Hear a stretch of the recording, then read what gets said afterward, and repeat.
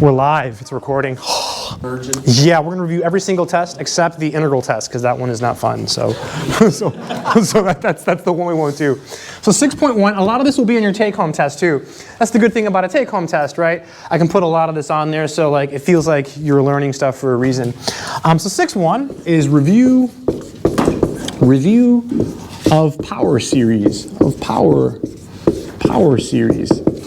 So review of power series, right? Review of power series. Let's start with I guess we're going to spend the whole week on this reviewing, right? So let's start with the definition of convergence, just so you understand what that actually means. For many of you, this is like your last math class, right? It's really sad. So let's make it count. So definition.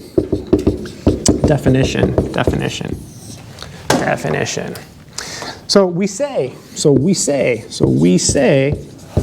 a series. And so we use the sigma notation for the series, right? It's probably been a long time since you've seen this. For many people, this is like the worst part of Calc 2. Yeah, I love series. This is like the lifeblood of calculus, in my opinion. So this series, it's an infinite sum. So we're adding up a bunch of numbers forever. So in theory, that should make no sense, right? So we say a series converges. Yeah, in theory, converges to L. We'll say it converges to L. Hey, all right, converges to L if when we take this limit, so if you take the limit, okay, the limit as n goes to infinity, so you have the infinite sum. It's a lot of notation. I running from 1 to n of a sub I. So if you take the limit of this, you get L. So this limit exists where L is a real number. So we say a series converges if this weird limit exists. So we'll talk about what this means in a minute. So you get a better idea. As n approaches infinity. Sorry, it's really bad handwriting. N approaches infinity. Yeah, n approaches infinity. So the sum of this is n approaches infinity, and I runs from 1 to n. And L is just a number. L is just a number. Very good, Patrick. L is just a number. Yep. L is just a number. Cool beans. Okay, so let's rewrite this. This has a name. You can call this S sub n, right? You can call this S sub n. Does anyone remember what that's called from calculus? Yeah, the partial sum. Yes, the nth partial sum. Old school, right? Like this is so old. Nth partial. Well, it's all old, right? It's all old calculus. Nth partial sum. So basically, if the sequence of partial sums converges, we say the series converges, right? Notice that if you put an infinity here, if you replace n with infinity, you get this, right? So this is actually the same as this, right? These are the same, right? These are the same. So in this case,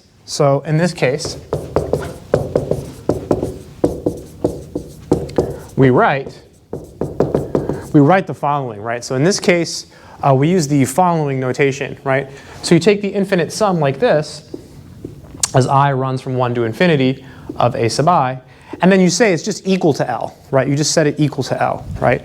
So you have an infinite sum of numbers, and then you're saying it's equal to a number, which, again, it's not really a regular equality. It's not like 1 plus 1 equals 2, right? This, you know what, let's do it so you see it. This is the same thing as this, just so you really see it, because this might be the only time, I mean, you might see it again, right? I don't know. So this is the same as this. See how you can just replace the n with the infinity and you get this. It's the same thing. And this is S sub n, right? So this is the same as this. This is the same as this. So that's what it means for a series to converge. This kind of gets lost in calculus because you end up focusing so much on the series test, right? So you focus on all the different series tests. Do you all want to see like an intuitive example, or do you want to go just straight to the series test? It's up to you. I can give you like an example to explain this a little better. You really care? Really? We could do it? Oh, okay, let's do it. I wasn't sure because okay, so here's an example. This is an example of something called Zeno's paradox, okay? I don't know if you've seen this before. Zeno was a Greek mathematician, and this is one of his paradoxes in this example. It's like a variant of it. If you look it up on Wikipedia, it's kind of related. There's like multiple paradoxes.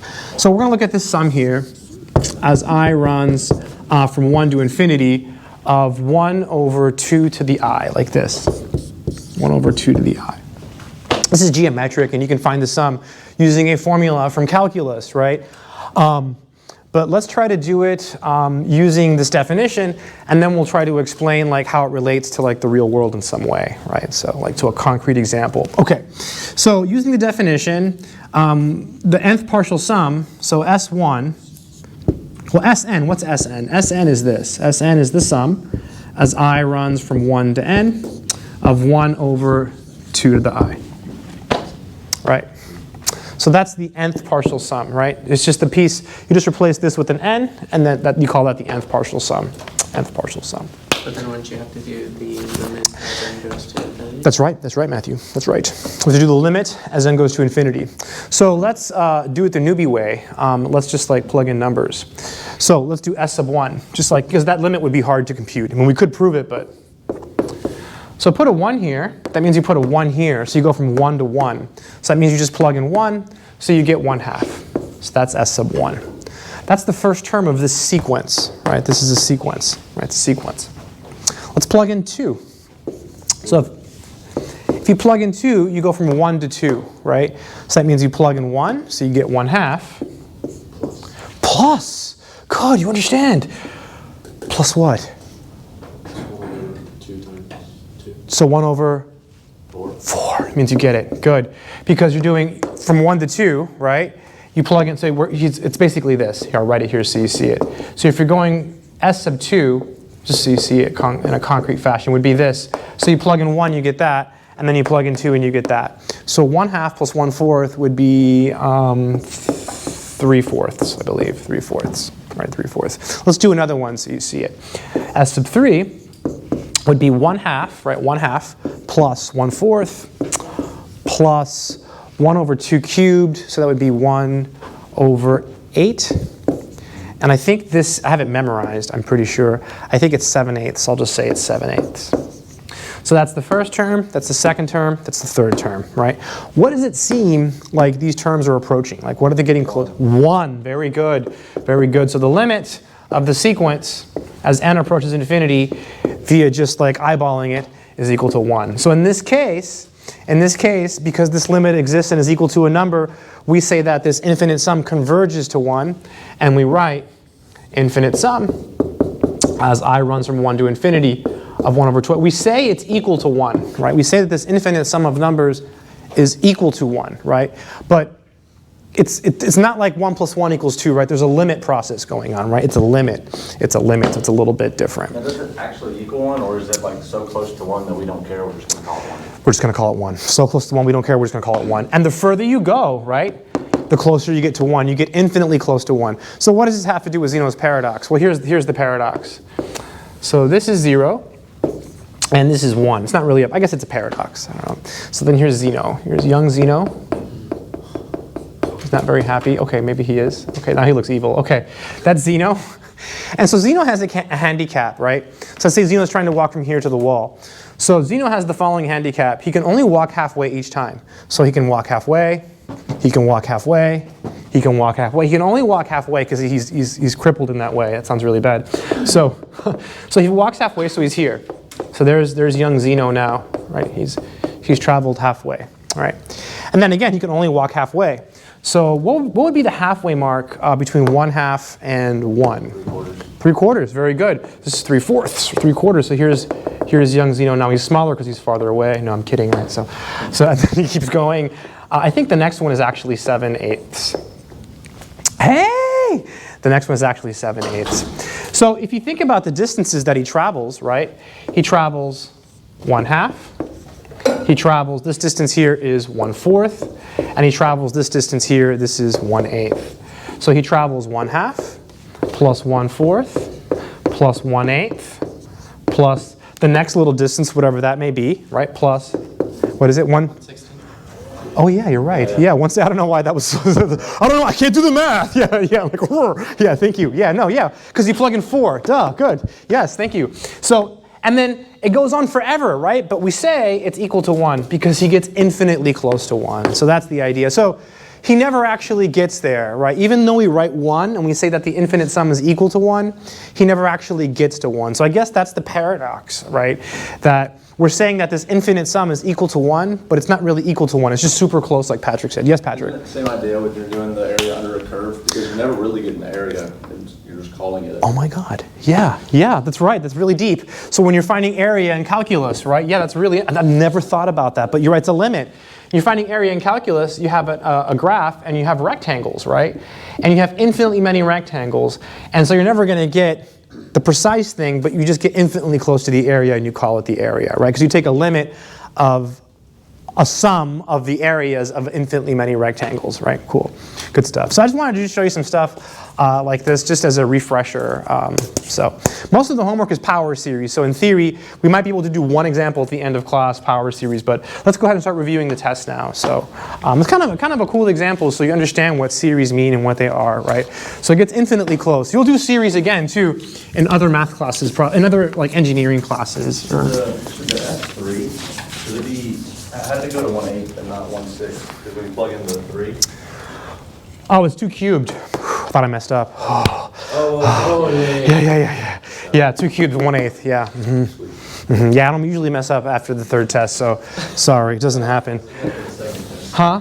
I don't know, Colin. I don't know about that. 1. So the first test we're going to review is called the geometric series test. So I'm just going to write the test down, write the conditions, do an example. So we're going to do all of it today, I hope.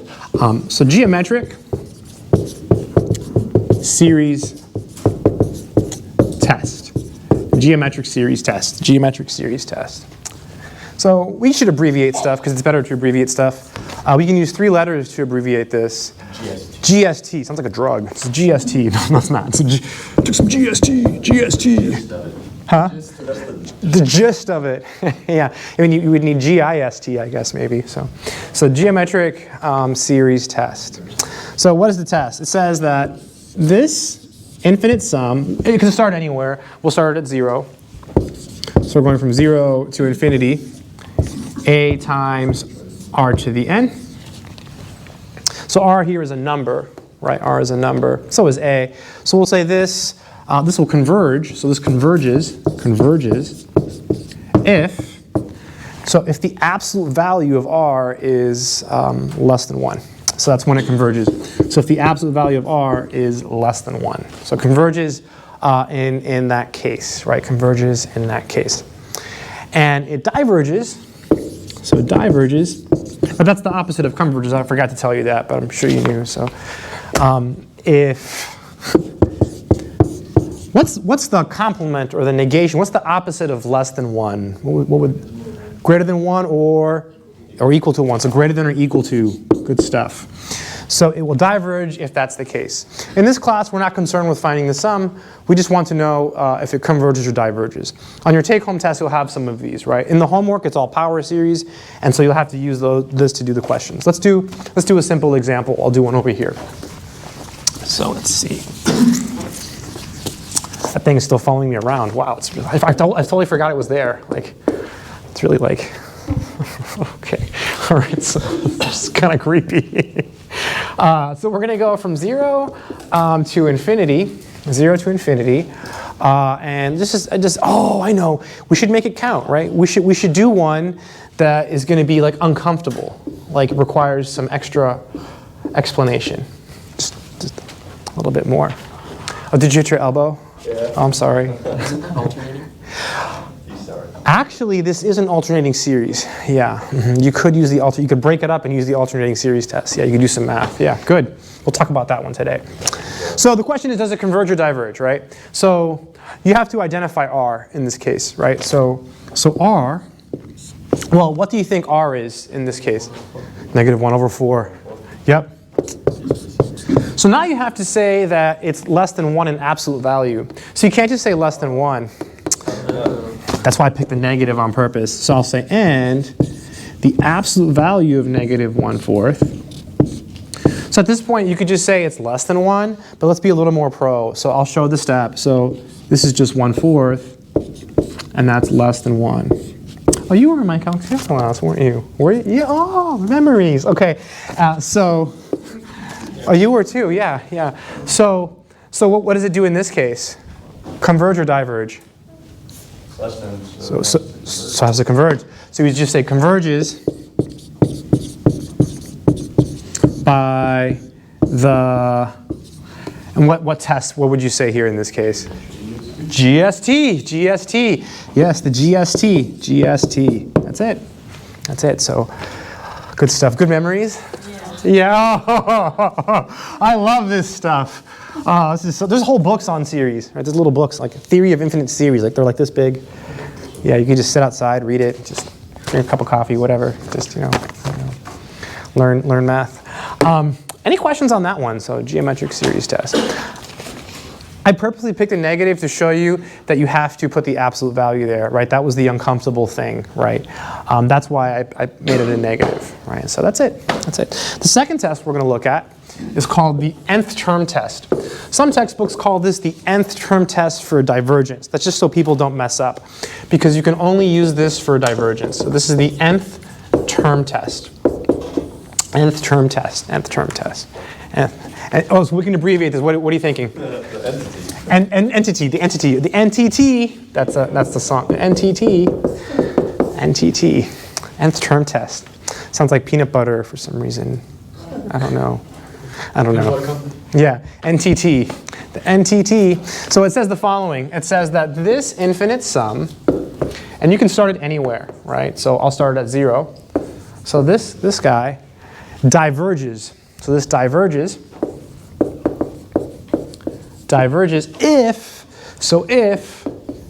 if whenever you take this limit as n goes to infinity, it's dne. Oh, rather not dne, not equal to 0. I misspoke, sorry.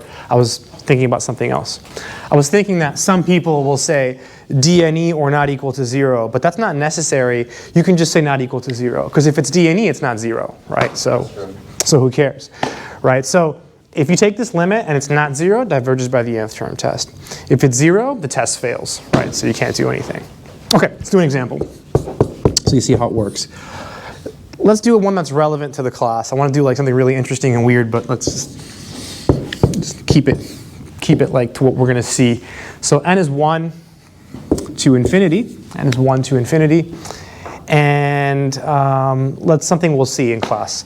So how about n over n plus 1. This might come up like on the test or something, right? Or like in a homework problem. You do some work with the power series and you get to this point. So here, this is your a sub n. So all you do is you take the limit. So you write limit, n goes to infinity, n over n plus 1 equals. Can you do the L'Hopital's? So you could do L'Hopital's on this. You could take the derivative of each, right? You want to do it now? If we did it twice, it would be 0 on top. You can't do it twice though. So first we'll do it without L'Hopital's, and then we'll do it with. So whenever the degrees match, whenever this is the same as this, it's just the ratio of the leading coefficients, right? So it's 1 over 1, right? 1 over 1. So you just get 1. So that's not equal to 0. So diverges by the, and then you would just say NTT. That's it. You're taking a L'Hopital's. So why did you do that? The coefficient just the highest time? Yeah, so like if you had like this, say you had this 3n squared plus 4 over 2n squared. Whenever the degrees match, you look at the leading coefficients, it's just the ratio of the leading coefficients. So it'd be 3 over 2. So we're just kind of ignoring what it's You only care about the leading terms, yeah. That's where it's going to go. Yeah, if you use L'Hopital's, let's do it. Let's use L'Hopital's. So like, it's a little bit more work, but like, it's not bad. So it's infinity over infinity, so we can use LH, L'Hopital's rule. So L'Hopital says that you take the derivative of each piece. So this would be 6n over 4n. Oh, it's still infinity over infinity, so you can do it again. So you take the derivative of each piece, you still have the limit sign, it's 6 over 4. Right, what was that approach? Well, that's just 6 over 4, which is 3/2, boom, done. Right, so it's just more work. Yeah, but that works good. I haven't done that in a long time. It's good, it's good. Build character. I don't understand how you can say that diverges. That problem. This? Oh, so whenever you have a series, like this one here, right, this is your a sub n. So this is this series. So it diverges if this limit is not 0. So very good question. So this is your a sub n, right? And so because it's not 0, good question. You see it now? Yeah, so very good. Infinities pretty much cancel out and you still have 1. Well, the growth rates are the same, yeah. So you can just look at the numbers in here. There's a 1 here and there's a 1 here. So technically it's 1 over 1, which is equal to 1, which is not 0. Like here it was 3 over 2, same thing. Good questions, good. Any other questions on this one? Is this coming back? It's coming back a little bit. Makes sense. All the nightmares. All the nightmares? No, this is what dreams are made of. This stuff is really good. I love. Anyone like series? I'm just curious. Anyone? Josh, extra credit? No, I'm kidding. This is one of the few tests that I actually failed. Yeah, people don't like Calc 2 for 2 reasons: disk and shell and infinite series. Why do you do that to me? Oh my God! When I had to teach Calc 2 for the first time, I didn't remember disk and shell. Like, oh my God! And I hadn't even taught Calc 1, and I had to teach Calc 2, so I opened the book and it made sense. That's yeah. But when I was in the class, I got them all wrong. I like disk and shell than this one. Really? I think disk and shell is harder. I think it's really tough. All right, best test in the world, the p-test. Oh, I remember this. I love the p-test. Yeah. Oh, let me think. Is it 1 over n to the power? Yeah, 1 over n to the p. Yeah, so this thing here, this is actually the Riemann zeta function, by the way. This is the Riemann zeta function at p, I'm pretty sure.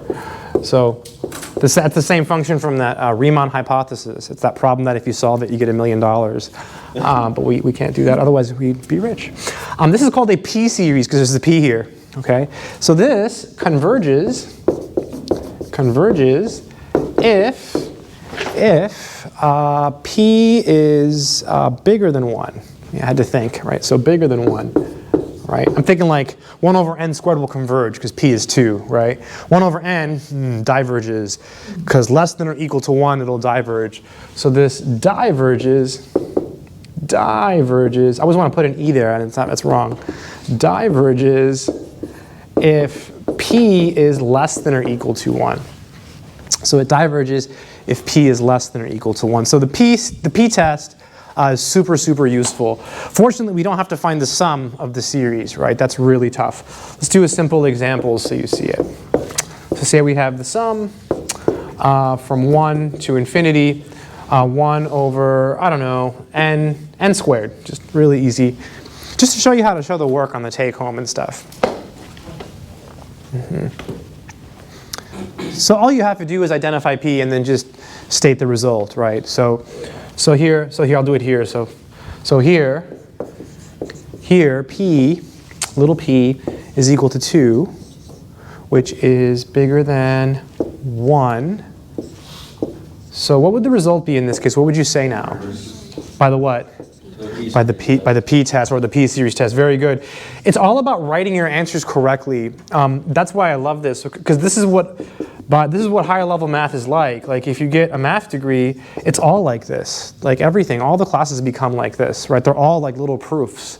It's beautiful, right? It's harder though because you have to write in words, and you have to use complete sentences sometimes. We're being pretty sloppy. Well, no, I did. Look here. Oh, there's a period, so it's good. Hey! Oh no, you were already here. Sorry. Yeah, sorry. How big do we have to be on the test? Do you care if it's real? Oh, you don't have to put the period or no. Just like that's good. Whenever there's the so, I always just do like the dots, like therefore conversion. Sure.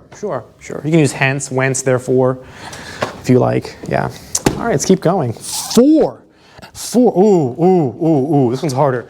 So this one's tough. So this next test, 4.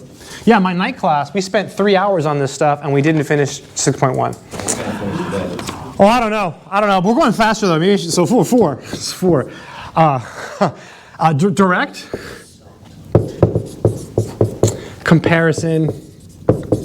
Yeah, I spent a lot of time on this in my night class. I got carried away. I did like really hard examples for fun. Someone was interested. I was like, oh.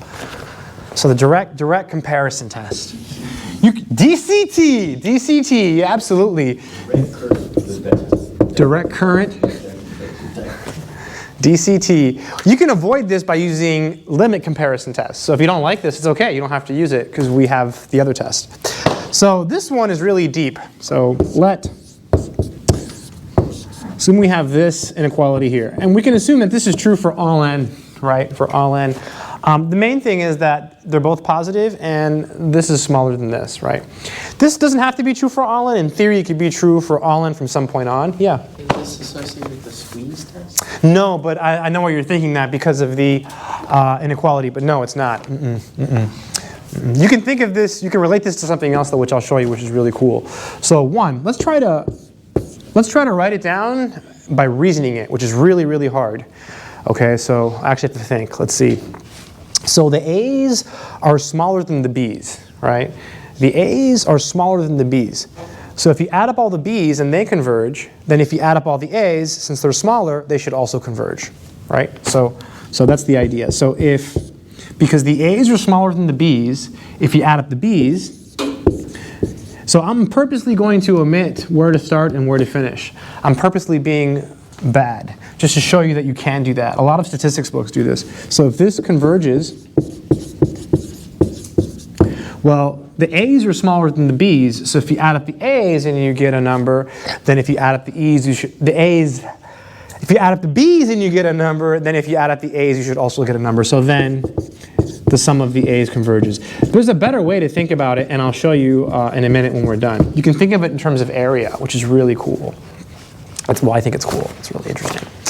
So 2, does that make sense? Everyone see that? So the A's are smaller than the B's. So if you add up the B's and they converge, because the A's are smaller, they should also converge.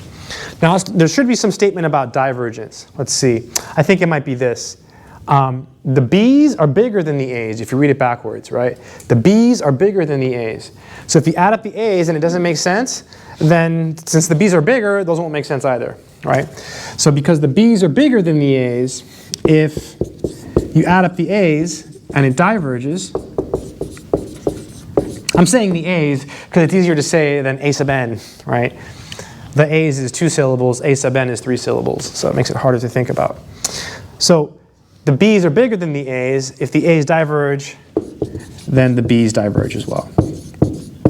I don't memorize it like this. I'm just thinking about it so that I can write it down, right? There's a way to do it. You'll see when we do an example, I'll show you like a little memory trick so you don't have to think this hard every time you do one, right? So kind of interesting. You can relate this to area. Let me show you really quickly. Just really quickly. Really quickly. I do this in my Calc 2 class, but you may have never seen this. So if you have, say you have this, right? F less than or equal to G, right? F less than or equal to G.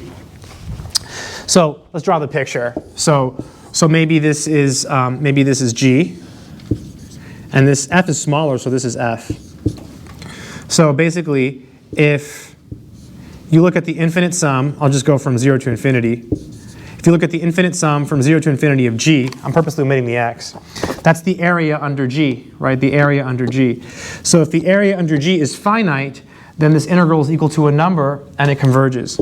So if the area under G is finite,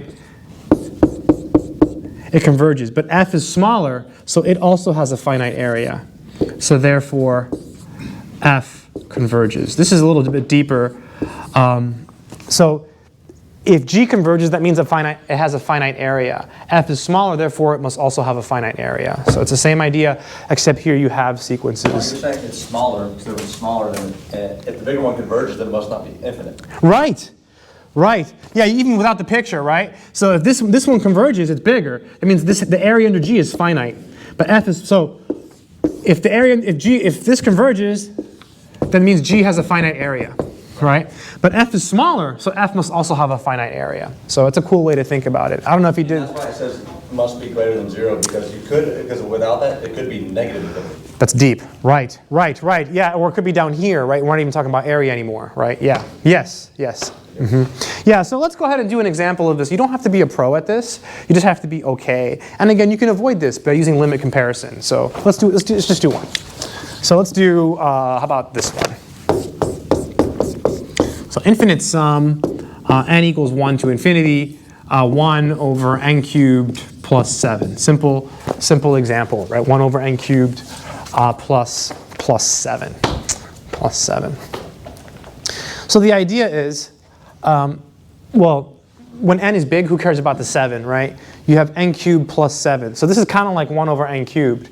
So it's pretty much a p series, which is going to converge, right? Because p, if p is bigger than 1, it converges, right? P is 3 in this example. You can't always do the limit comparison test, can you? It's got to be positive. Okay. And you got to be able to create the inequality to use direct comparison. Yeah, the hardest part is creating this. So this is going to converge. So how do you do that? So solution. So you start by writing this down. So 1 over n cubed plus 7. So I definitely don't think about this every time I'm doing it, right? I just have it memorized. I know this is going to converge because there's a 3 there, right? So the idea is when you want to show convergence, you just put a less than here. Why do I put an equal to? Just to be safe, right? You can put a less than as well. Okay, so you can always make this fraction smaller than this by dropping the positive number like this. How do I know that? I have it memorized. I put zero thought into it. Now let's think about it. This fraction is smaller than this one. You're dividing by less. You're dividing by less. A good way to think about it. Because this number on the bottom here is bigger, right? So because this number on the bottom is bigger than this number here, this fraction is smaller than this fraction. If you ever get confused, go back to numbers, right? 1 over 100 is less than or equal to 1 over 2, right?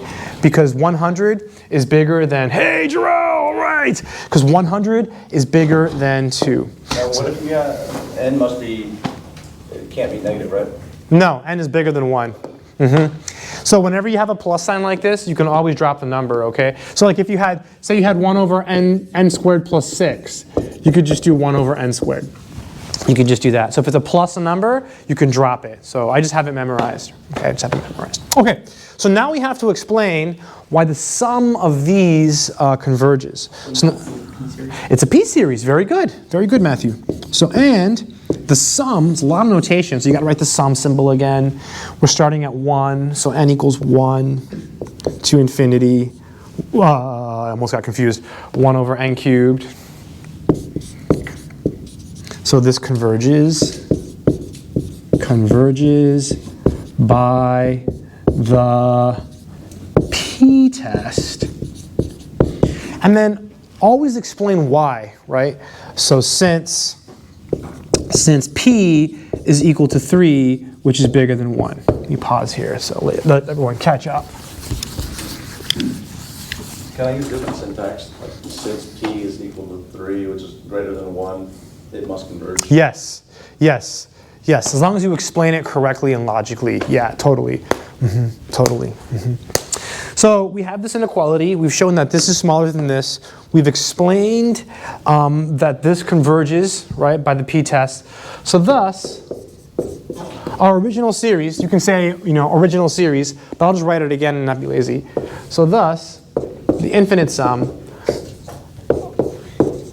just this one, converges by the, what test would you cite now in this case? Direct comparison test. Very good. It's a lot, right? It's a lot. When people first see this in Calc 2, it's like, oh my God, right? Like, what is going on? Like, I'm no longer solving for x. Like, I'll tell you something though, the area made a big difference. the area thing, I know. Earlier I was just memorizing it. Yes, I know. This is really hard to understand. Like, this is really tough. Like, this is really, really hard to understand. And I would, for years, I would just memorize it too. I'd be like, oh yeah, whenever you're showing convergence, you put a less than, always. And then, yeah. If you're showing divergence, you want to put a greater than. So it's a little bit harder, but yeah. Do you want to do one more of these, or do you want to go to the next test? I don't know. Really? One more? Really?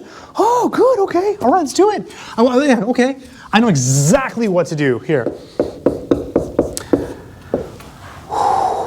Okay. All right. Let's make it relatively easy. Then I'll show you a harder one, like briefly. So n equals 2 to infinity, 1 over n minus 1. Yeah, this one's pretty tough. So again, if you don't like this, yeah. Diverges. Very good, Matthew. Yeah, it's going to be like a p-test, right? Yeah. With p equals 1, right? We just have to show the inequality. So again, if you don't like this, DCT, again, with the next test, I'll show you can avoid all of this. Because this is harder, right? This is pretty tough. Yep. If you had a plus instead of a negative 1, would that actually create a convergence? No. If you had a plus 1 there, it would be very difficult, and I'll show you how to do it when we're done. It's really sneaky. If there's a plus, I purposely put a -1 here to make it like manageable so I could explain it. If there's a +1 though, it's harder, and I'll show you. But again, you can use. Then you're going to explain, right? Yeah, so you write this. Yeah, and so we're showing divergence. So do you put a greater than or a less than symbol? Less than? Greater than. Yeah, I just have it memorized. I don't even look at this anymore. I just know that whenever I'm showing convergence, I have to show it's less than something. If I'm showing divergence, I have to show it's bigger than something that diverges, right? Because if you're showing convergence, you have to show it's smaller than something that's going to converge, right? If you're showing divergence, you have to show it's bigger than something. Okay, so now we really have to think. We want to compare it to 1 over n, so we can just do that. And then we can just convince ourselves that we're correct. So this fraction is smaller than this one, right? Because n is bigger than n minus 1, right? N minus 1 is a smaller number. Yep. So then if you had the plus, you couldn't just drop it. No, if you had the plus, so you could not do this. This would be a mistake. So this is wrong. Why? Because that's not true. Because this fraction is actually smaller than this one. So how do you deal with that? I'll show you later. It's really deep. It's really cool. Yep, it's really sneaky. Yeah. So and we have the infinite sum as n runs from 2 to infinity of 1 over n. So now we have to explain what this does, right? So what does this do? Diverges by the p-test, since p equals, what's p in this case? 1. Yes, 1, which is less than or equal to 1. Oh, it's 1. Which is less than or equal to 1. So therefore, let's use new symbols. So the therefore symbol in math is like a triangle, like with the dots. Yeah, it's like this. So therefore, our original series, so I'll just say our OG series. OG means, okay, our OG, someone, never mind. In my other class, someone's like, what does OG mean? Like after class, they came up to me. I was like, oh, I don't know, original. So our OG, I'm just making it up. I don't know if is it, yeah. Our OG series, what does it do? It Also diverges. Diverges By the DCT. by the DCT. Very good. By the DCT. That's it. That's it. So not so easy, right? A little bit harder to use direct comparison. Again, I'll show you another test that you can use to avoid this, right? So you never actually have to do it if you don't want to do it. I know this is tough. So I just memorize it. Whenever we're showing convergence, we put a less than. If you're showing divergence, you put a greater than. I don't actually think about the test so much anymore. Yeah? How do you know if you want to show convergence? Usually by looking at the p. P is 3, so basically the engineering way to do it is bad. That is, just ignore the 7. So it's going to be a p series, right? Like, because when n is big, who cares about the 7, right? If you have 1 million cubed plus 7, who cares about adding 7 to 1 million cubed? Same thing here, right? Just ignore the 1. It's like 1 over n. Someone had a good question. They said, what if it was a plus 1? So what if, let's not do it, but what if it was this? Let's just talk about it because it's not in the book, right? So we're trying to show divergence, right? So let's think about it. So so when we're showing divergence, what do we need? A greater than or a less than? A greater than. Okay, so let's see. We can't get rid of the 1, but we can do this, right? That's true. I'm going to erase it because it's not going to help us, but it's true, right? Because n plus 2 is bigger than n plus 1, right? And if you really want to go crazy, you could do this, right? That's also true, right? Right? I remember figuring this out. I remember what I was doing. It was like 1 a.m. I don't remember the day of the week. But because I didn't have limit, I had to do it this way in another class once, and I didn't know how to do it. Again, useless. So what can we put here? What can we put here? We can do n plus what? What do you think we could do? Something squared? No. n plus n. Oh my God. Oh, n plus n. Right, as long as n is bigger than 1, right? n plus n. What is n plus n? What does that equal to? 2n. 2n. So now you can write it as 1/2 times 1 over n.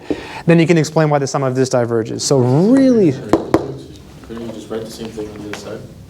Couldn't you just write the same thing? Couldn't you just write 1 over n plus 1 since it's greater than or equal to? here, yeah, I could have, but then it's useless. Right. Yeah, so really sneaky stuff, right? So then you'd explain how 1/2 over 1 over n diverges because Be- p is 1. Which is less than or equal to 1. And then multiply by 1/2. So it still diverges. Yeah. Yeah. So still, I like how you said that. Multiply by 1/2. It's still diverges. Good. No one ever talks about that. Good. Right. So you can at this point you can just say it's a p series, but he's right. In theory, you're supposed to say, oh, the sum of 1 over n diverges, so it doesn't make any sense. Multiply by 1/2. It still doesn't make sense, so it still diverges. Right. So deep. Good, David. Yeah. So really sneaky. That's a really key technique to use. All right. Limit comparison lets you avoid all of this. Right. Yeah. So you don't have to deal with direct. Limit comparison is much easier to use, but it's a little bit wordier, right? It's a little bit wordier than direct comparison. So what number are we on? 5. Okay, 5. So limit comparison test. Limit comparison test. Limit comparison test. Limit comparison test. I wonder if this thing is recording. I'll find out at the end of class, right? Oh well, if it doesn't, it's all right. It's whatever. So, Freaky for no reason. Just be freaky. it would just be weird. I don't know. I've never tested it in a classroom, right? So it'll be interesting. It'll be interesting to see the voices and stuff because your voice is there, mine is here, right? So the mic's here. So like I'll be like you'll sound like you're far away, like oh. All right, LCT. So at LCT, this is a really powerful test. Everything has to be positive again. This is really cool. This is a really cool test. Intuitively, like understanding this test is really interesting. Then we're going to let the limit as n goes to infinity of a sub n over b sub n. Okay, we're going to call that L, right? L. And then here's the key where L is, and this is going to sound silly, is finite and positive. So it's just a positive number. But for some reason, people like to emphasize that it has to be finite, and I'll explain why. So basically, it can't be infinity. So you might be wondering, why don't they just say positive number? Duh. Infinity is positive. Right, infinity is positive. But they could have said positive number. That's true. It's true, right? But it's positive and not infinity. Right, yeah, right? Yeah. So there's a reason they say finite, right? There's a reason they put an emphasis on that, and I'll explain it. So if this is the case, right, then both the series, the sum of the A's and the sum of the B's will both converge or they'll both diverge. So then this series and this series will both converge or will both diverge. Will both converge or will both diverge. Will both converge or both diverge. I'm going to explain this before we do an example, like how it works. I was teaching Calc 2 class a couple years ago, and this guy raised his hand, and he just like explained it, and I was like, whoa, like deep. He's like, is it because? I'm like, oh my God, yes. like just out of nowhere, Interesting guy. He was just taking the class for fun. Wasn't even like getting a degree or anything. Yeah, he doesn't need. Calc 2 for fun? Yeah, it took Calc 1, 2, 3, and D all for fun. He already has a job. He doesn't need anything. He's just doing it for like enrichment. Cool, right? Deep. Okay, so why? When would this happen? So let's just talk about it. So he was like really like thinks deep about it, Let's look at an example when that would happen. So if you had something like 3n squared plus 1 over 5n squared plus 6. Right? If you have something like that, right? So something like this, if you take the limit, the degrees are the same. So the answer would just be 3/5. Good, Josh, 3/5. So Now, I'm not asking for a point, but should we be doing like the, may as well be, like the congruent to sign instead of an equals? no, it isn't equals.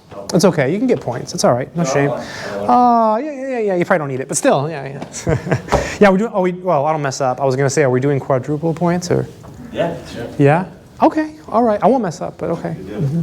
It's on. No mistakes. Okay. Somebody under you. What are we doing? Channel goes on and says this was an error. You made. Yeah. Assuming it records well. Yeah. I can just edit this part out. Like this never happened, right? Like, come on. When you watch the video, I'll be like 2 feet taller and all buff and like. It's like, that's Capilando? No. Okay. So notice something about the limit here. The limit here, the degrees are the same, right? So you get 3/5. These both have the same growth rate. They both grow at the same rate. They're both quadratic. So basically, this limit will be equal to a positive number whenever these sequences both have the same growth rate. So if they both have the same growth rate, then the series should both converge or diverge. That's the idea, right? This limit will only exist when both of these have the same growth rate, right? So this is saying that a sub n and b sub n both share growth rates. They're either both exponentials, or they're both polynomials, or they're both logs. So therefore, when you add up their terms, they should both behave the same way. Let's do an example of limit comparison. So that's what that student said. He's like, does that mean they have the same growth rate? I was like blown away when he said that. I'm like, oh man, I never thought about that, right? I just go through the motions and like, so sometimes if you think about stuff in certain ways, you really, I don't know, it's kind of cool. Let's do an example of this one. This one's pretty invincible for the most part. Because we could have done all the direct comparison examples using this one. So here's a classic LCT example. 1 to infinity, I don't know, let's do n plus 1, 4n cubed plus 1. Yeah, let's just do that. Okay, so you're saying by this, then they're gonna, you can't use this because they're at a different growth rate. Well, no, not quite, not there yet, no. So basically we have to identify the a sub n and the b sub n. You'll see what they are in a minute. So the 4 makes it kind of annoying, but that's okay. Let's make it annoying on purpose. So this would be your a sub n, right? So your a sub n would just be n plus 1 over 4n cubed plus 1. Okay. You could use direct comparison, but it'd be harder, right? Because it's not hard, but you could do it. You could do it. You could break it up. You could do less than or equal. You could drop the 1, and then you could break it up into a sum and stuff. It would work. It's just annoying. To find b sub n, here's the trick. You think about what matters. What matters is the leading coefficients, right? So it's just going to be this over this always. Okay, so it's n over this. Just always do that. It'll always work, at least in the ones we're doing, right? There are some harder examples, but we're not going to be seeing those. So just that over that. And then something cancels here, I think the n.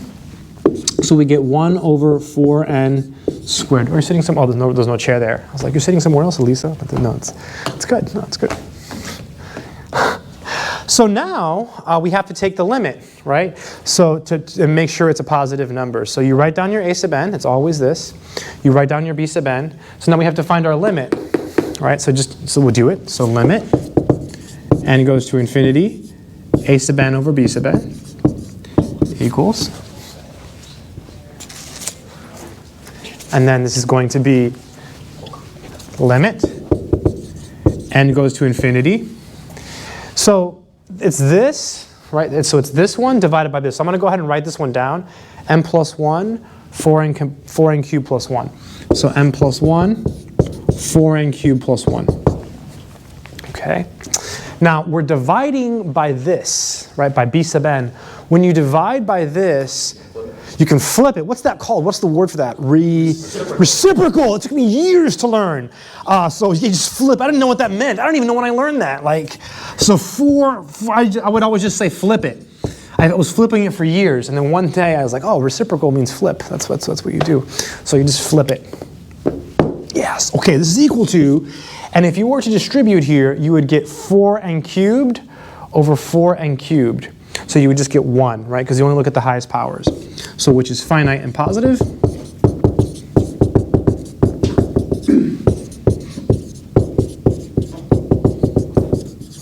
So just say that, or just say positive number. So we can use limit comparison. So basically we're just saying we can use LCT. So now we have to explain the answer. So we've reached this piece here. We've done all of this, right? So now we have to explain, oh, you can't even see it anymore, fail. We have to explain why this converges, well, if we add these up. What type of series will this be when we add the terms up? A what? If you add these up, what will it be? With the 2? P series? P series. And will it converge or diverge? What do you think? Converge. Converge. No, you erased it. Oh, it's gone. Yeah. So then now you just have to explain why this converges, right? So then you would say, since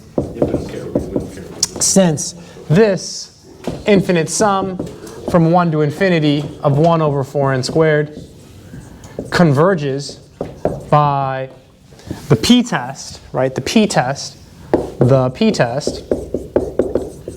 with p equals 2 bigger than 1. Let me pause here.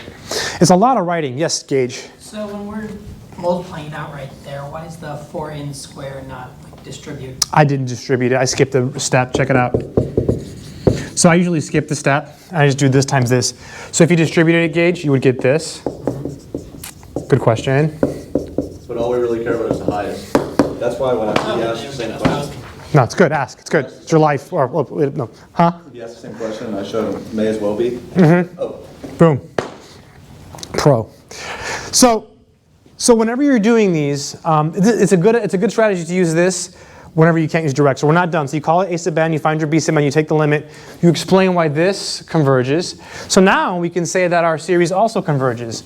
So therefore, I'll even write it, therefore, our original series, our OG series, converges, right, because that converged by, it's a lot of writing, right? Well, by what test? What would you say? LCT. The LCT. I love the abbreviations. I used to never abbreviate stuff. I used to write it all out. Yeah, and then one time someone was in my office and they had another teacher and she had abbreviations for everything. GST, NTT, LCT, AST. I'm like, whoa, this is so cool. It's like, what a way to save time, right? So it's really wordy, right? It's a lot of writing for the limit comparison test. So it's definitely more cumbersome. I wanted to use that word, cumbersome. More cumbersome. No one uses that word. It's a thing from statistics. There's a rule for cumbersome calculations. this means that it's like more tedious than it needs to be. Right, more tedious than it needs to be. More tedious than it needs to be. So that was LCT. Let's talk about the next test. Any questions on the LCT? Does it make sense? Everyone get it? No questions? Makes sense? It's been a long time since you had Calc 2, David?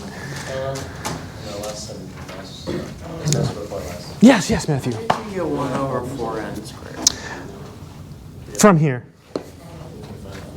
So you write down your a sub n. You have to leave, Ian? Yeah. Or See a client. is that a client? Yeah, I'm a commercial drone pilot, so I don't take pictures. I got notes for him Hardcore. See ya. Be safe. Fly safe. That's so cool. So basically, you just do this over this, always, to get your b sub n. Always, no matter what. So like, let's say Matthew, that it was, let's say it was 3n cubed plus 4n plus 1 over 7n to the 8th plus 6.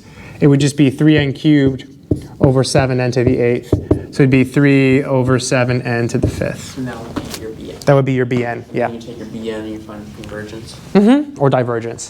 And if it diverges, then your series diverges. If it converges, then it converges. This is the formality, right? This piece here saying it's equal to 1. Good question. Good. So why did we even add them together? This is just to show you, make sure you get a number. As a formality, right? It's part of the test. Yeah, no, good. Really good question. That was really good. Good. Because this is the only one we're doing. It's good. Good. Any other questions? So you see, so this is your a sub n, this is your b sub n. Then you divide them. When you divide, I wrote this one down. And then when we divided by b sub n, we multiplied by the reciprocal, right? So that became that. And then this is the step I skipped that Gage was asking about. So you get here, right? And then it's just the leading coefficients, right? 4n cubed over 4n cubed. So it's 4 over 4. So it's 1, which is finite and positive. So you can use the limit comparison test. And then you just have to explain why this converges. This is a convergent p series, right? Because p equals 2, which is bigger than 1. So it converges by the p test. It's beautiful stuff. I love series. It's great. Most people don't like it, I think, but it's okay. It's good. It's good. The next series test is interesting. It's called the alternating series test, right? Alternating series test. Alternating series test. This is a good one.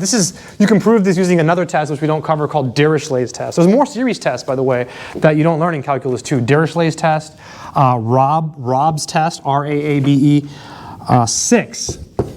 The alternating series test. Alternating series test. I've seen people do this a little bit differently in other classes. So I'll show you how I do it. It's pretty simple. We can abbreviate this using 3 letters, right? I guess just AST, right? AST. It's a really powerful test. Very powerful stuff. AST. And you will see series again, even if you're going into engineering. You'll see Fourier series and stuff. That's way harder than this. Way harder. It's really messy. Fun stuff. Oh yeah, it's really tough. Yeah. AST. Make it sound really bad. So let a sub n be positive. So here a sub n is the non-alternating part. You'll see. Then the series.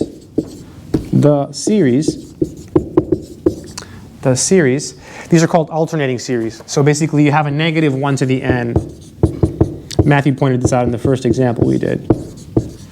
So this series, and just to be 100% correct, what you can do here is you can put an m plus 1 here. These both, going really fast, so I'll pause here, converge if.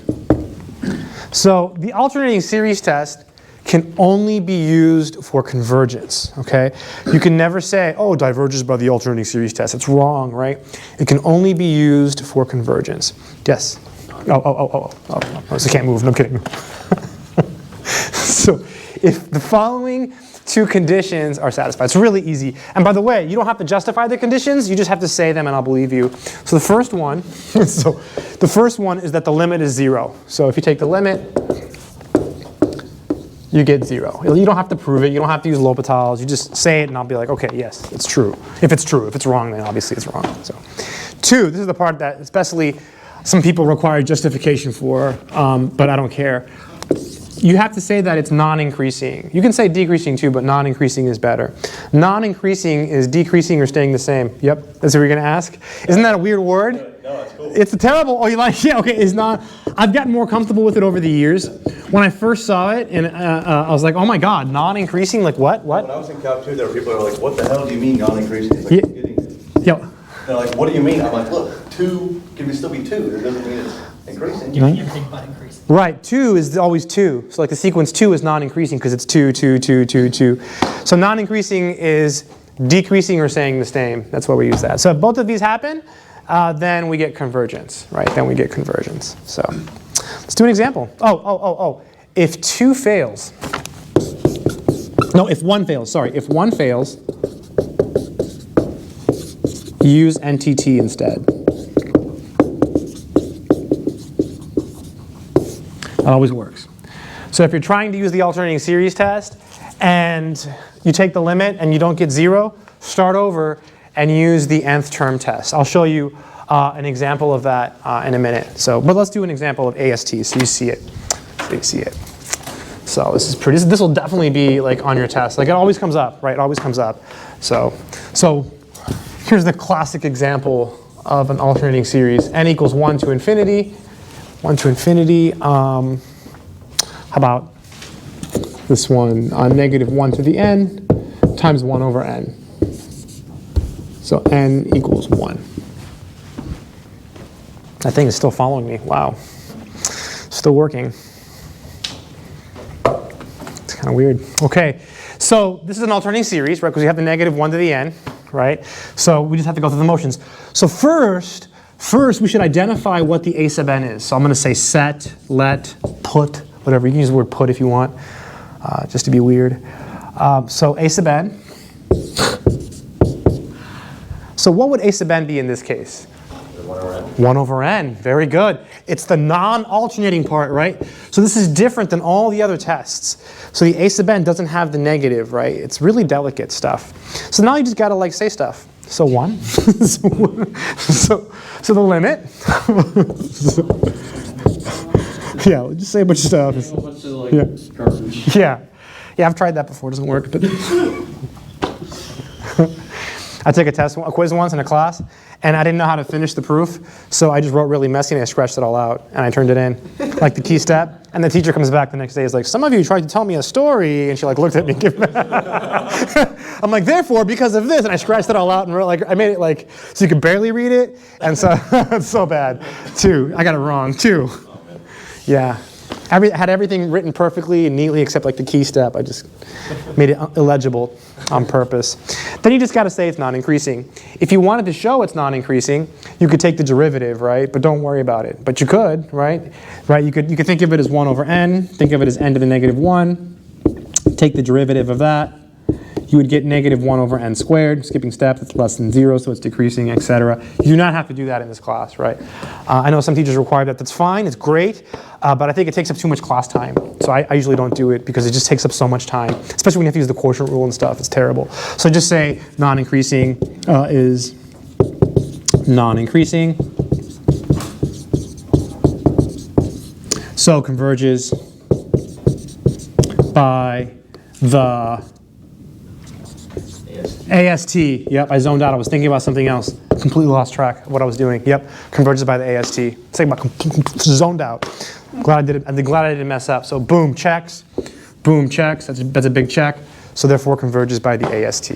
Right. So just going through the motions. Is it starting to come back? Starting to remember this stuff? Okay. Yeah. I was gonna ask who got an A in Calc 2, but I don't want to ask it. No, Calc 2 is tough, right? That's like the hardest one. That's. Yeah, you were in my Calc 2, right? Yeah.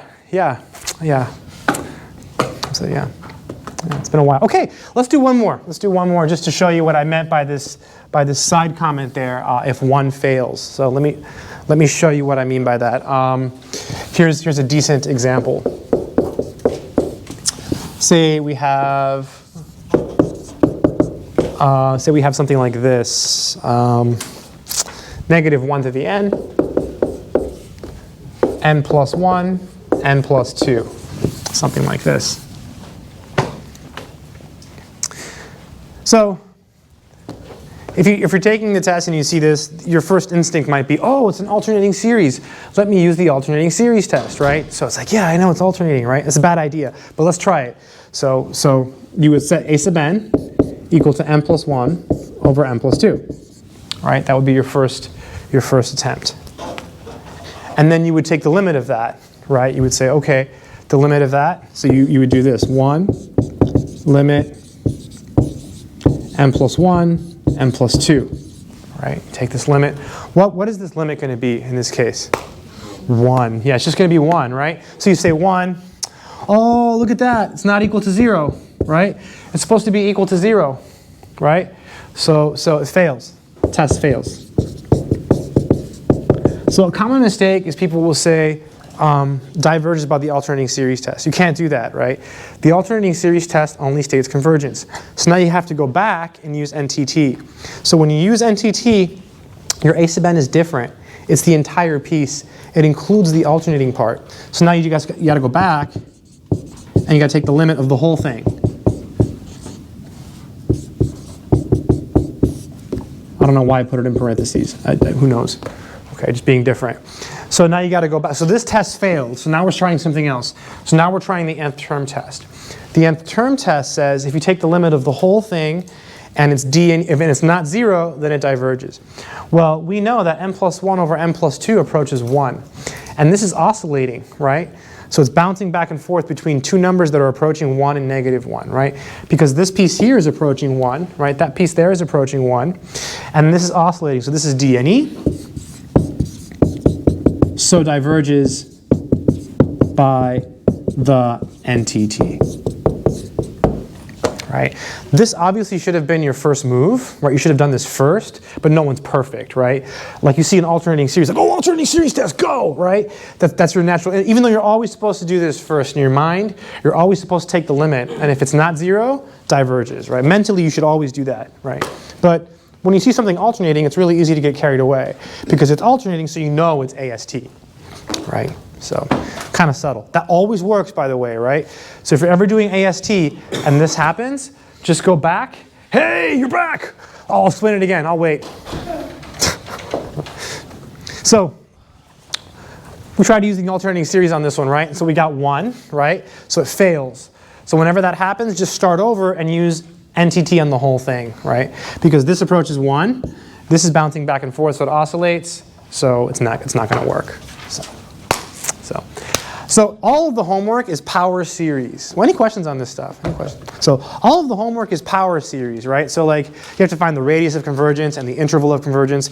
We're not even there yet, right? So we didn't even do number 1. Like you can't even do number 1 yet in the homework. So what we'll do is next time we'll finish the series test. We'll talk about the power series theorem, and we'll do a homework problem. We'll do some of the homework, and then we'll do some of the other homework next time as well too. So we're almost done reviewing the series. We need like 30 more minutes to finish everything. And then we'll be able to do some homework. So next time we should almost, in theory, finish most of 6.1. There's some other stuff in 6.1 too. Right, only 2 sections left, by the way, in the whole course, 6.1 and 6.2. Let me pass out the test, right? So, because I don't want to forget to do that. So let's see. So first, the top scores. So, okay, that person's not here. Okay. Makes it easy. I save $1. Patrick Fitzgerald. Nice work, Patrick. Top score. Congratulations. Good work. Good work.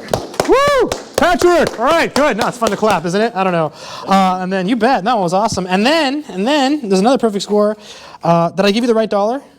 No, I didn't. I didn't. Oh my God, I'm sorry. Yeah, that's someone else's dollar. Okay, yep. Yeah, you take both, right? Spend it. Don't spend all in one place. Yeah. Jarrell Knight. Very good, Jarrell. Top score. Congratulations. Perfect score. Good work. Awesome, man. Good stuff. And then the grades were really, really good. By the way, no more dollars after this. Sorry. Why? There's going to be like 10 perfect scores in the next test, right? I mean, it's easier. Part of it will be take home. So almost everyone should get an A on the next test. If you get 100 on what if you get the highest grade on the final? I'll never see you again after the final, right? Like, You can email right? Yeah. You have a PayPal account? No, I'm kidding. Graciela. Let me turn this off. Bye. That's really weird. How do you turn it off?